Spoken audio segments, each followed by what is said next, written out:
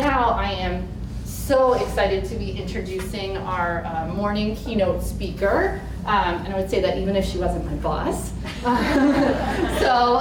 Lisa Regalla is the Interim Executive Director of the Maker Education Initiative, where she sets the programmatic strategy and is responsible for the fiscal strength of the organization as well. She came to us from our role as our National Program Director, where she was instrumental in the launch of our successful flagship Maker Core and AmeriCorps Vista programs. She is a true woman of science with her PhD in chemistry, and if all that isn't exciting enough for you, she has her own Emmy from her work on Girls. So without further ado, Dr. Lisa Regalla is going to tell us about nurturing young makers.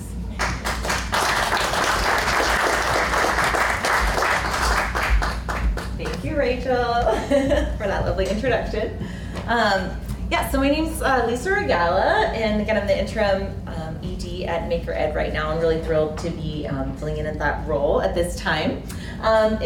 Who here has heard of Maker Ed before you came here today? Okay, quite a few people, that's good. So for those of you who haven't, our mission is really to create more opportunities for all young people, it's the accessibility that Yoshi was talking about, to develop confidence, creativity, and really a lifelong love of learning through making. We really believe in our vision statement of every child a maker. We believe that all kids are born with this natural curiosity, right, of the world around them, and they're inquisitive and they want to make things and put things together in new and unique ways. And we want to figure out ways to help nurture that throughout a child's life. We believe that we are all makers, all of us in this room. And so, if you don't believe me of that, we're going to do a little exercise. And I'm going to ask you to do something very dangerous early in the morning, and that is to close your eyes. So I want you to close your eyes for a minute, and I want you to think of a time in your childhood when you made something. It could be something that you made in a garage. It could be that you were cooking and making something. Just think of a time in your childhood where you made something.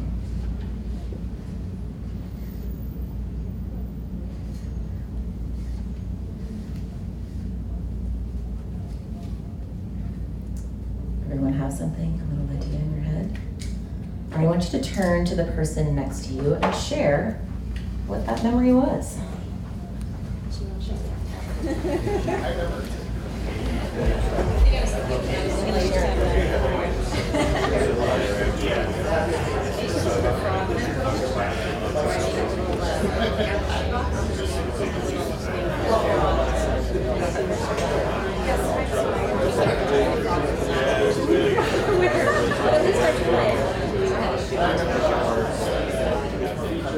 Well, first, we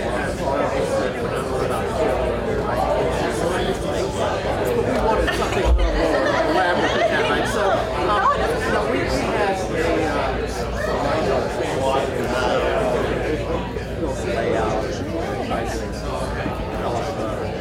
different iterations of design.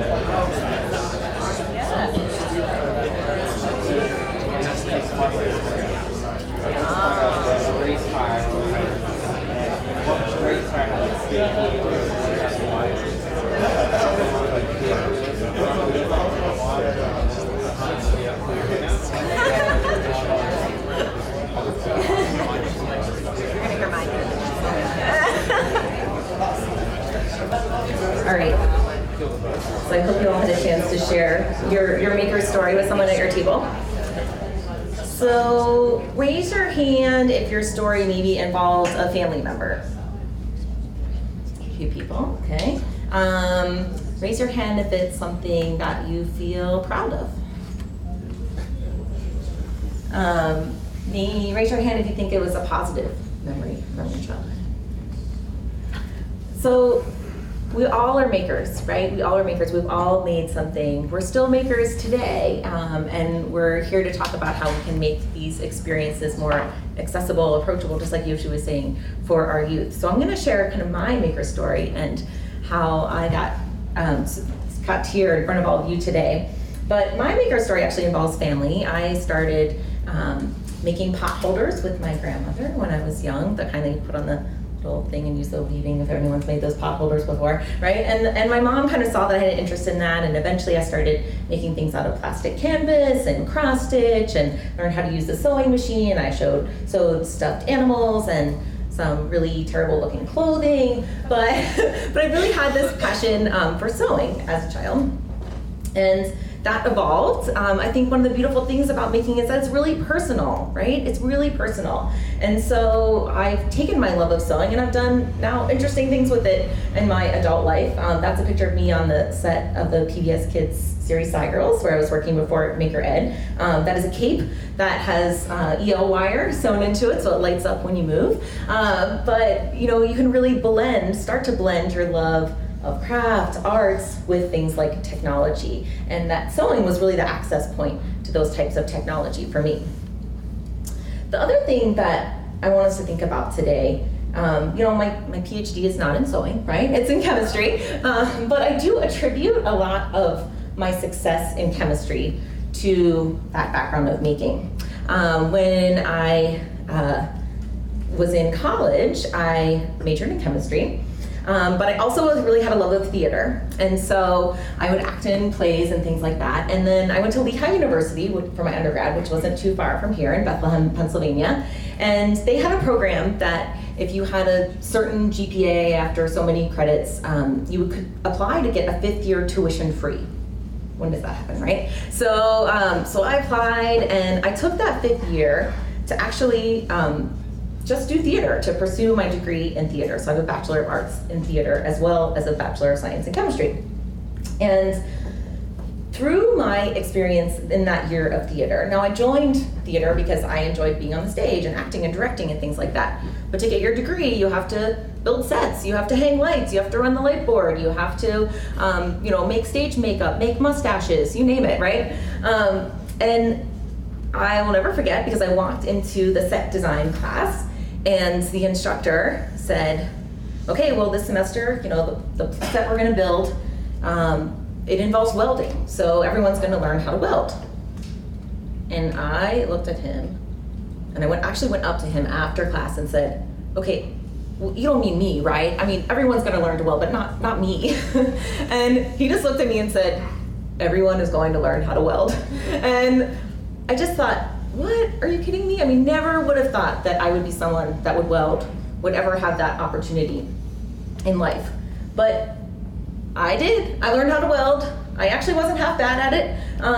And it was such an empowering moment of my life, because I did something that I never ever thought I could do, that I didn't think was for me, and I did it, and I accomplished it. And I'm not a professional welder, but I've drawn back on that experience because I feel that experience in my life really helped build confidence, persistence, communication, creativity, collaboration, all these things, these life skills that I needed later on. I mean, being a woman getting your PhD in chemistry is not an easy path to take. And I needed to draw back on those experiences that I had and say, okay, it's really tough now, but I know I did this, which was something I didn't think I could do, so I can apply that now to this current situation.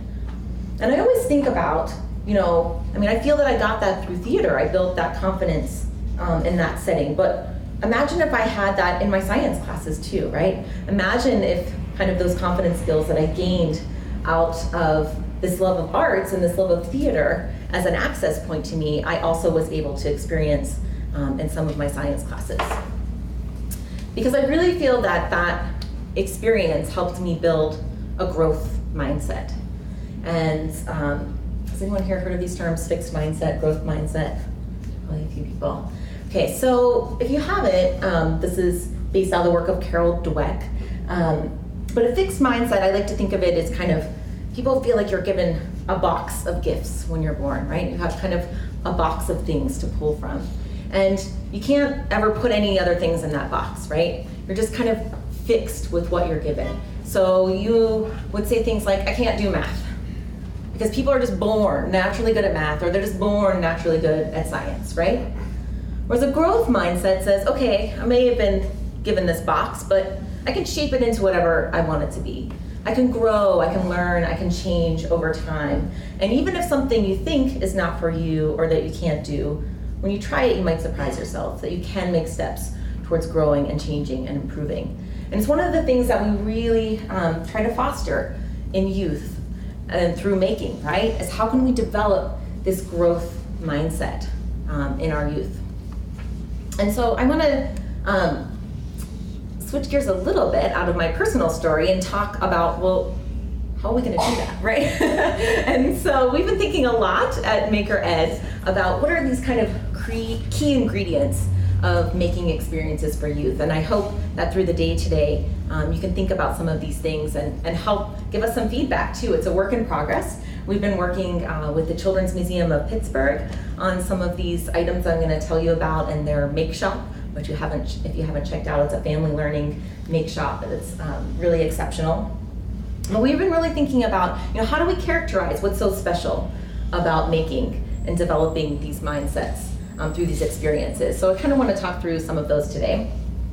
The first one is that making really encourages exploration, choice, curiosity through this access to a variety of tools and materials, which you're going to see a lot of today. So the space kind of matters. I mean, it matters how accessible the materials are. It doesn't mean that it has to be a super fancy space. It can be a corner of a room, it could be on a cart, but how materials and tools are organized. Are they able, are young kids able to reach them? Does it look like a space that's inviting to go in and play and explore? Makes a difference. In some ways, the quote unquote curriculum is actually dictated by the space, right? What can you make with the materials that we see here versus here's what we're going to make today. They also really inspire learners to identify, use, and repurpose familiar parts in new ways. I heard one of the stories here at the table was about taking things apart, right? When they were a kid, that was one of their maker stories. But that's a great way to start exploration, right? How can you start with something familiar, an old toy or something, and just take it apart, see what's inside, see how you could take those materials and use them in a different way. Maybe you can get a motor out of there or some screws or things that you can actually use to help supply your space, right? But even just thinking of materials that we think of only being used one way, being used in another way. And this is maybe part of a little what you saw at the DC Maker Fair yesterday too, just this idea of reuse, recycling, right?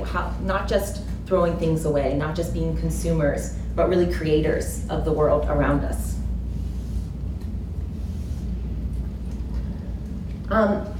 Making experiences also tend to really be iterative and process-oriented, providing kind of multiple opportunities for exploration and play. So it's not always about what you made at the end. It's about the journey that you took to get there. It's about the process that it took you to get there. It's about the times that you made mistakes and how you got past that, the times that you struggled and how you persisted, right? And so we really like to focus on the process. How do we capture the process? Because that's where the learning is happening, right? In going through this process of building and making. Making experiences also really encourage learners to value and seek out the distributed expertise of others. So the beauty of that is that if you are a facilitator of a making experience, you don't have to be the expert, right? You don't have to be the expert in the front of the room that knows everything, because you can rely on the expertise of all of the youth in the room, of everyone in the room, because everyone's bringing something to the table. I think that because making tends to be really interdisciplinary and blends art and science together in unique ways, people that, just like Yoshi was talking, it could cause a little bit of fear, right? It can cause people to say, oh, but I can't solder, or I don't know how to do this, right? I'm not comfortable doing X, Y, or Z. But that's okay, and it's okay to admit that you don't know how to do it, that you don't know everything. I think it was Eric that was talking yesterday on the panel, and you're gonna hear him today as well about, that when he says that to his kids, I don't know how to do this either, right? Let's all work on this together, that it's really refreshing for all of them to be able, for an adult to admit that they don't know everything, right? In front of the space. But that's what making really embraces, that, how can we use the expertise of everyone else in the room, or of family members if you're in kind of a community space as well? What can parents learn from children, and what can children learn from parents?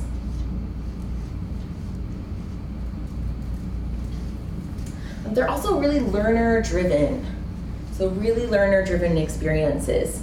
And they encourage the evolution of intention and interest through personal learning pathways. And what we mean by that is, if you came in and you said to a 5th grader, what do you want to make today? You might get a response of, I want to make a gigantic green elephant that can go to the moon, right? Which is great. There's still ideas. They're thinking, okay, but how do we break that down? How do we sketch it out? How could we make a prototype of something that at least launches and gets in the air, right? How can you honor the intention of the beautiful ideas and imagination of the youth, but set them on a pathway towards making success, right? Towards having a valuable learning experience and being able to really value these small steps towards a larger goal. And so these personal learning pathways, having something that's really learner-driven, that's not just, here's what we're making today, but what do you want to make today, right? Is really important in these facilitated experiences. And the final one is about providing a supportive context for learner development. And it really helps further engagement in complex ways. And so what we mean by that is that, sometimes people need a little help. They might need to learn a skill. So they might need to learn how to solder to get to the next step. But the project and their personal interest and their drive to want to make that project is what's driving that, right? But as facilitators of these experiences, it can be set up in a way that you can really help support that and help engage them so that they're going to want to go home and keep doing the project, or they're going to continue it later in life, or they're going to want to expand on someone else's project. So there's really a system of support to help guide learners in that direction.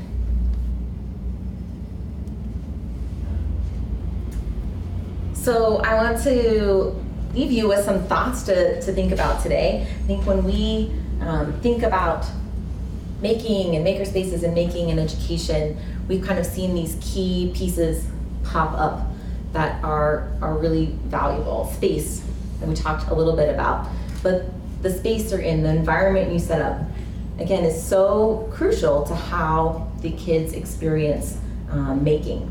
And we know the space is nothing if you don't have people, right? If you don't have people that feel really comfortable in the facilitation of these types of experiences, to be able to guide learners in this way. That's not necessarily about the exact project you're doing or what activity it is, right? But it's about the facilitation of that and how we can guide kids.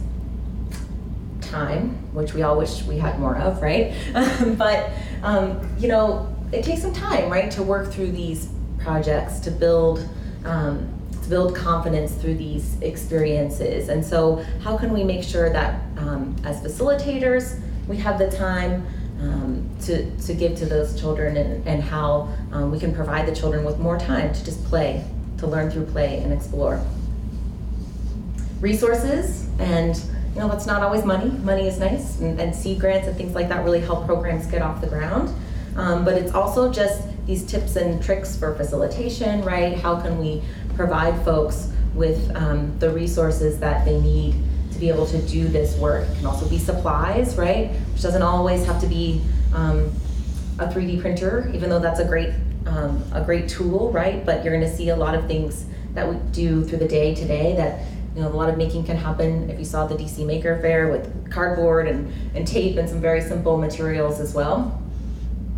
And support, that all of this is kind of based in support. And it's one of the things that we really focus on at Maker Ed, is this idea of community, and how can we support the facilitators and the communities that are doing this work. Making is really a grassroots kind of experience. And it's starting from communities and bubbling up, right? How can we support that effort and not squash it, right? How can we support those communities to advocate for this work? How can we support the individuals that are doing this work? And at Maker Ed, we really feel that we're the glue There's a lot of people that are out there doing really amazing things. How can we be the glue that helps tie everything together and provide the support and resources and help prepare those folks and facilitators to do this work?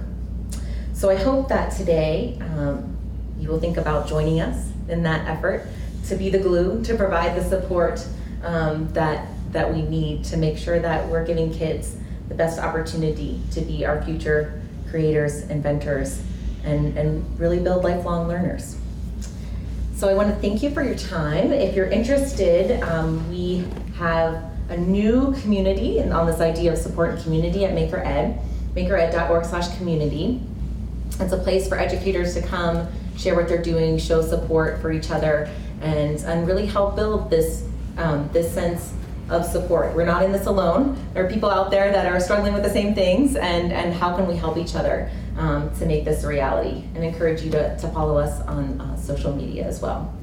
So thank you for having me here. I hope that you have a great day, and I look forward to chatting with you all throughout the day. Thanks.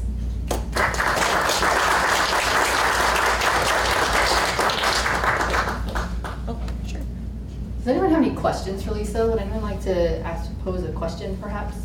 Before we move on? Let everyone think about it.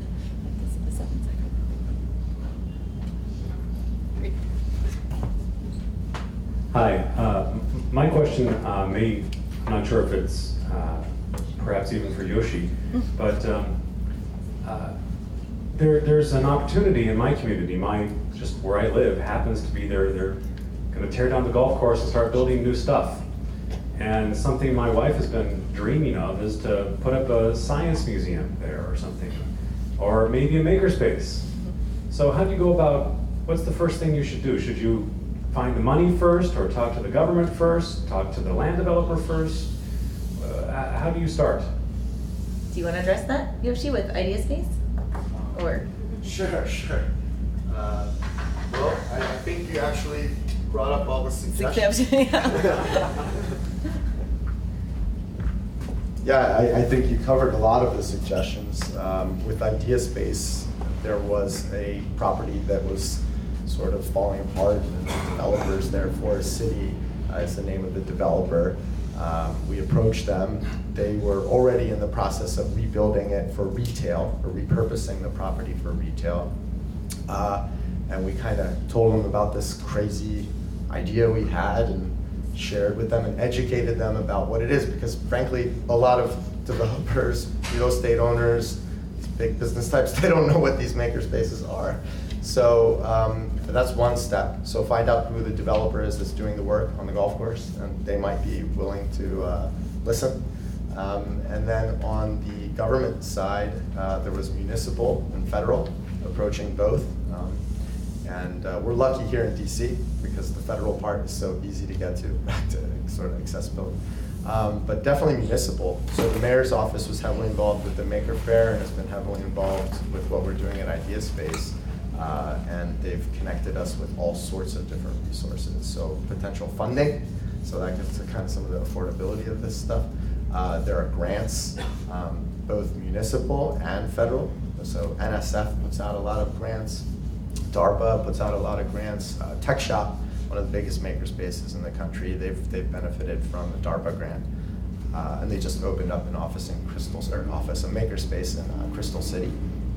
And then I think the community, right? So that's the other part your wife can explore.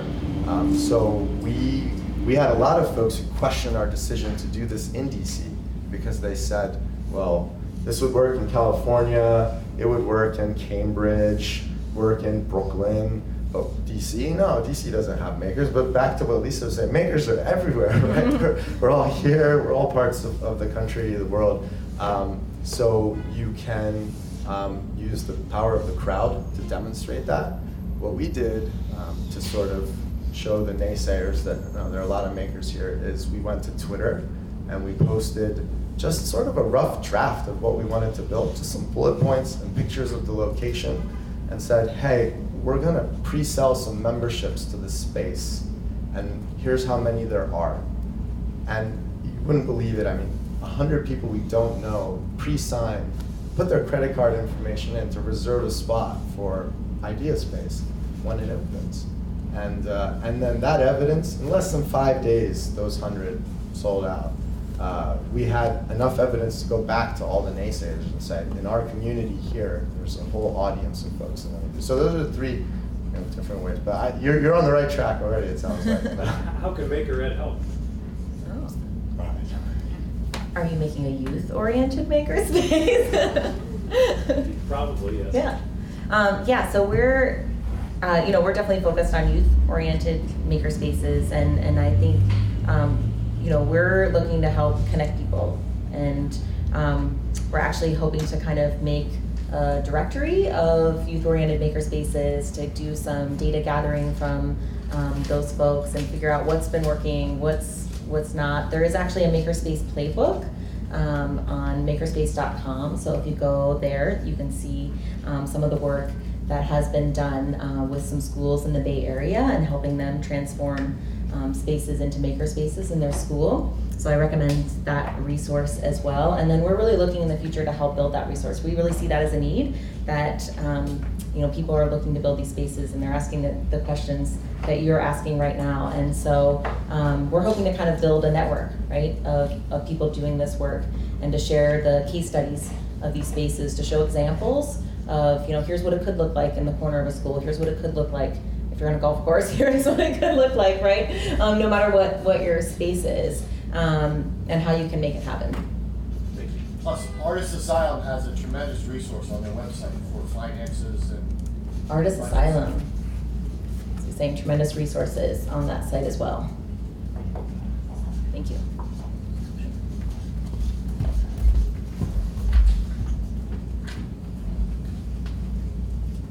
Thank you. You were showing the Pittsburgh Museum and your work with them. What do you see as the relationship or correlation with what Maker Ed is doing in science centers, children's museums? It seems like it's all kind of interwoven with similar goals.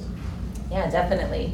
We work with museums, science museums, history museums, libraries, schools, maker spaces.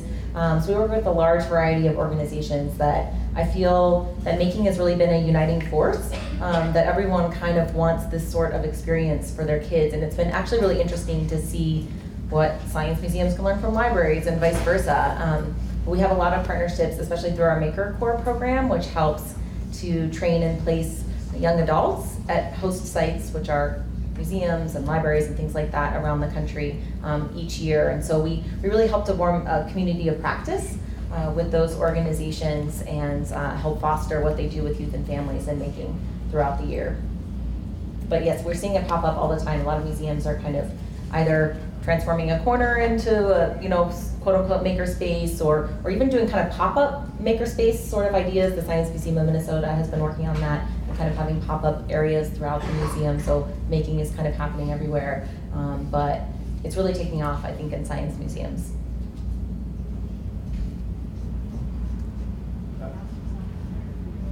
Yeah, I'm Dr. Robert O'Quinn. I'm here with Fairfax County Government. I manage the after-school technology programs. Given your unique background, especially with Sci Girls, any recommendations or insight into bringing girls, young women into STEM? Absolutely, my favorite topic. I think that this idea of access points is really crucial. That if you can hook girls through their personal interest, right, and bring them towards science and tech, it can seem really scary. It can be intimidating. If you're going to sign up for a technology camp and girls see that it's all boys and just them, they might be really intimidated to sign up for that, right? So how even just kind of couching and phrasing things in a different way, so it's a more inviting experience and shows a more inclusive type of environment, I think is really important. I think having role models is really important for not only girls, but any underrepresented minorities. But people need to see the pathway that they can take. And I think that role model doesn't always have to be an accomplished scientist. It can be, if the girls are in middle school, it can be a high schooler, it can be someone that just started college, or whatever it is, but so that you can see the paths that you take to get to where you need to be. And And I think one of the, the research shows girls and boys are different in how they, the amount of risk and the amount of mistakes they want to make. So, girls in general are taught to be perfect little princesses, and so we don't want to make mistakes. We want to be perfect. We want to get everything right. That's kind of how our society is, and has brought girls up to be. And so this idea of failure and risk-taking and making mistakes is a really difficult one for a lot of young girls. They don't want to make the mistake. That feels like a no-no. And so I think thinking about the language used when you're talking to young girls, how you can encourage them through that, how you can get through these points of letting girls know that this is okay, this is a natural part of the process, and to really provide really specific positive feedback on small successes. So not just great job, right? but I really love how you collaborated with others. I really love how when you were stuck here, you went to another classmate to kind of investigate more and things like that. But thinking about the language used in those situations to get girls past and feeling more comfortable with making mistakes, I think is really crucial. So I want to take a moment and thank Lisa for her fantastic morning keynote.